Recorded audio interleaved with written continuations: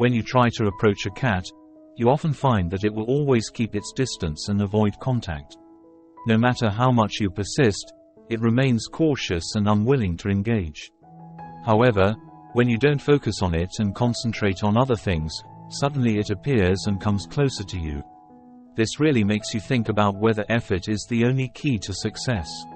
While effort is important, there are times when we need to allow things to unfold naturally, instead of trying to control every aspect.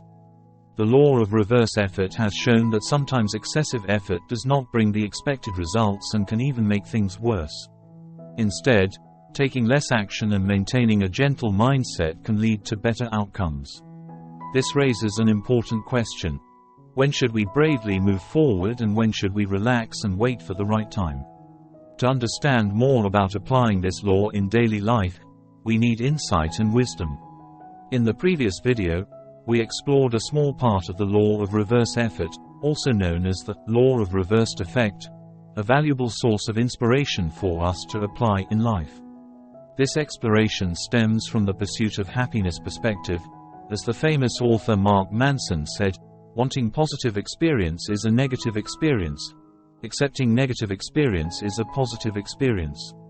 Therefore, striving for happiness can make us feel increasingly inadequate. If we are content with the present and do not feel lacking, we will be surprised to receive what we are looking for. However, in this video, we will explore the law of reverse effort from the perspective of efficiency, goal achievement, and overcoming fear.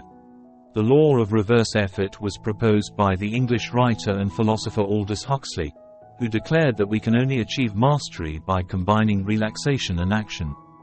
In life, we often believe that the more effort we put in, the closer we'll get to achieving our goals. But there's a hidden paradox behind excessive efforts. Sometimes, the harder we try, the more disappointing the results. In fact, mastery and success often come to those who understand the secret of doing nothing or combining relaxation with action. They know how to let go and relax their minds to receive freshness and creative spirit. We can't force ourselves to understand everything. Instead, nurturing a conducive mindset for understanding to naturally come to us. Imagine someone who's struggling with insomnia trying to relax and fall asleep. Every attempt only creates more tension and wakefulness. But when they let go and accept reality, they eventually find the sleep they long for. Sleep is a natural and supreme state of relaxation. Therefore, striving to sleep is a contradiction, as we even force ourselves to relax, which goes against the natural essence of relaxation. One undeniable fact is that attraction cannot be forced or engineered by our efforts. No one can consciously choose to be drawn to someone or something. It just happens naturally, without intention. While there are exceptions, we often find that trying too hard to cling actually pushes us away and makes us uncomfortable, while being comfortable and confident attracts others. When we stop and refrain from trying to force everything, we become more mysterious and have a special allure.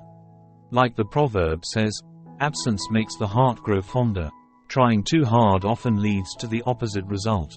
Viktor Frankl, a philosopher and psychiatrist, observed that when we focus too much on achieving specific goals, we often sow predictable anxiety. In many cases, this excessive effort often leads to situations we actually want to avoid. A classic example mentioned in Viktor Frankl's book, Man's Search for Meaning, is when someone tries to control stuttering. However, the excessive effort makes his speech even more awkward, because anxiety can't be spoken without stumbling. This issue shows that when we focus too much on achieving happiness, we may lose the ability to enjoy it because our attention is focused on the outcome. This can make the experience itself uninteresting and uncomfortable. Another example is when some people struggle to reach orgasm during sexual intercourse. The more they try to achieve orgasm, the less successful they become, and their experience in the bedroom becomes more frightening, including anxiety and anticipation. Once again, focusing too much on a specific outcome can diminish a person's ability to perform. Viktor Frankl introduces a practice called paradoxical intention. This method provides a solution for situations where we feel we are trying too hard, or in other words, we don't need to try too hard. By applying paradoxical intention, we shift our approach from avoiding specific outcomes, such as stuttering or insomnia, to desiring them to occur. By craving the things we previously tried to prevent, we reduce the pressure of wanting a specific outcome and are less mentally disturbed. Therefore, we may find it easier to sleep after desiring wakefulness, rather than trying hard. For more details on paradoxical intention, you can watch Viktor Frankl's video on Overcoming Fear Method. Learning to drive a car can be a challenging endeavor for many people. For most, becoming a skilled driver requires numerous lessons and extensive practice time. For beginners, maneuvering a vehicle while simultaneously observing traffic is a task that is neither easy nor straightforward. Unless you're using an automatic vehicle, having to use 3 different pedals to accelerate, brake, and shift gears, along with the need to check mirrors to observe the surrounding environment, can seem almost overwhelming. However, after many practice sessions, you will be surprised to find that these actions become automatic, like second nature. The conscious mind is a part of our nature, and at times, it can be both a gift and a curse. It provides reasoning, analysis, and the use of language. However, in Taoist philosophy, the conscious mind is often in a state referred to as Wu Wei, or known as the state of flow. In the state of flow, our actions occur naturally and smoothly, as if we are following a natural process, like a dancer becoming the dance or a painter becoming the painting. In the video, Taoism, the Philosophy of Flow, Bill Russell, a retired basketball player, described the state of flow as playing in slow motion, and mentioned that he almost could feel how the next play would develop and where the next shot would be taken. Any conscious effort outside of the flow state tends to make us hesitate. We often realize we are in this state when the mind starts to react naturally, and when we try to control or rationalize it, we lose it. Therefore, many of our actions seem to occur unconsciously. Carl Jung, a Swiss psychologist, recognized that the conscious mind is only a small part of the psyche. We can compare the conscious mind to the visible part of an iceberg, while the unconscious is the main part of the iceberg lying beneath the water, unclear and hidden beneath the surface.